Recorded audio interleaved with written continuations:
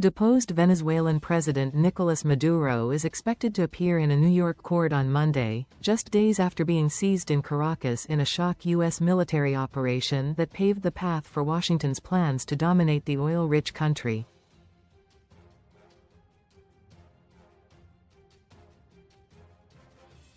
Maduro, 63, faces narco-trafficking charges along with his wife, Cilia Flores, who was forcibly taken out of Caracas in the U.S. assault Saturday, in which commandos swooped in on helicopters, backed by fighter jets and naval forces, to capture the pair.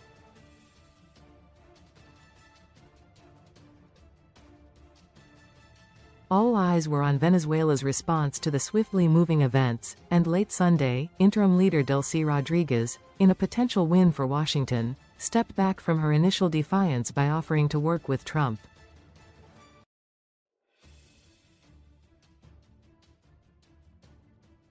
"We extend an invitation to the U.S. government to work together on an agenda for cooperation," the former vice president said.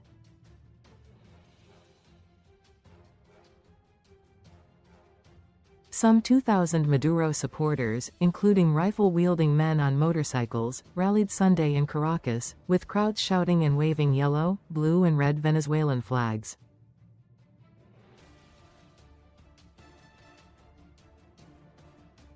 The Maduro-loyal Venezuelan military announced it recognized Rodriguez and urged calm.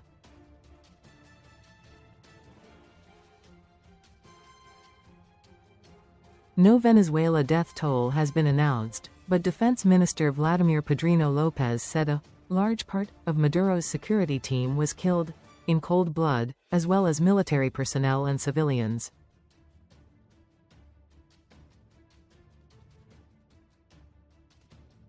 Trump announced late Sunday that the United States was in charge of the South American nation, while U.S. Secretary of State Marco Rubio said that discussions of Venezuela holding elections following Maduro's ouster were premature.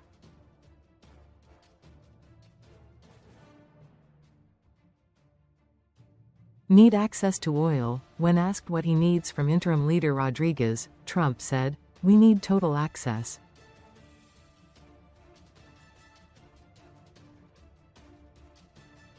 "We need access to the oil and other things in their country that allow us to rebuild their country."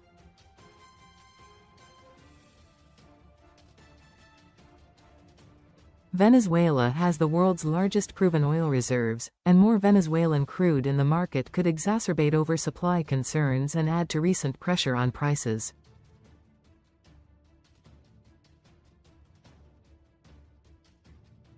But analysts say that alongside other major questions about the South American country's future, substantially lifting its oil production will not be easy, quick or cheap.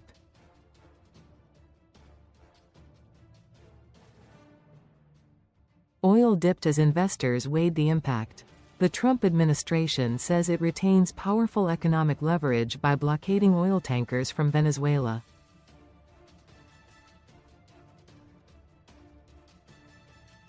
Trump has also threatened additional military attacks if needed. While there are no known U.S. forces left inside Venezuela, a huge naval presence, including an aircraft carrier, remains off the coast.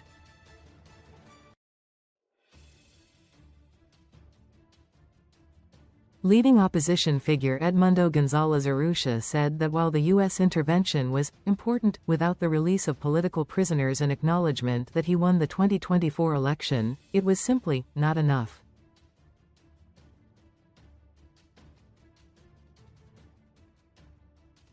Details of the U.S. operation were still emerging Monday, with Havana saying 32 Cubans were killed in the attack and Trump adding that Cuba itself was ready to fall after Maduro's capture.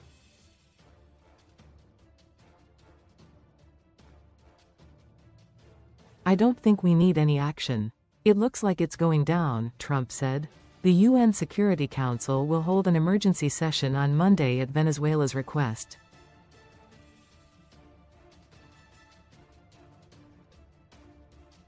This will provide a platform for international concern over U.S. intentions in the country of around 30 million people.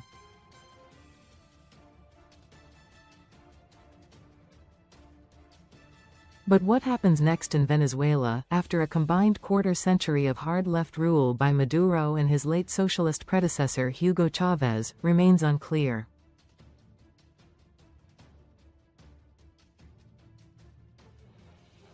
Maduro allies remain. The White House indicated Sunday that it does not want regime change, only Maduro's removal and a pliant new government, even if it is filled with his former associates.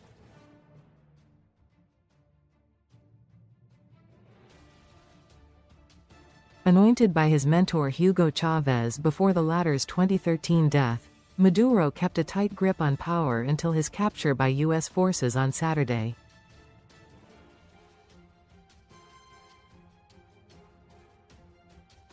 Maduro ruled alongside Flores and three other powerful figures: Rodriguez, now Venezuela's interim leader, her brother Jorge, and their rival, hardline Interior Minister Diosdado Cabello.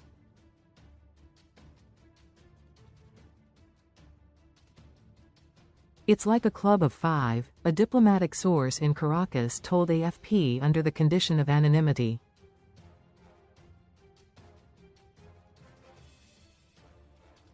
The U.S. position leaves the Venezuelan opposition, which the Trump administration says was robbed of victory by Maduro, out in the cold.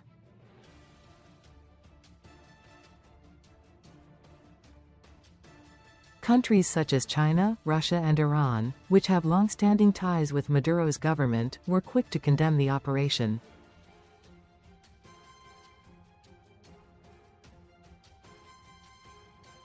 Some U.S. allies, including the EU, expressed alarm. China called for Maduro to be immediately released, in a condemnation of the U.S. operation, which its foreign ministry said was a clear violation of international law.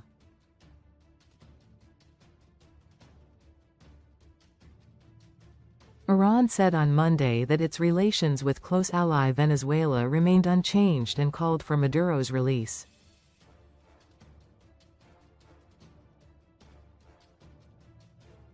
Colombian President Gustavo Petro, whose country neighbors Venezuela, called the U.S. action an assault on the sovereignty of Latin America, which would lead to a humanitarian crisis.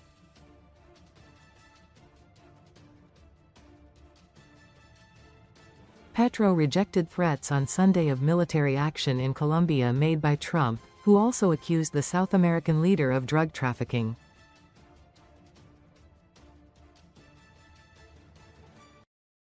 AFP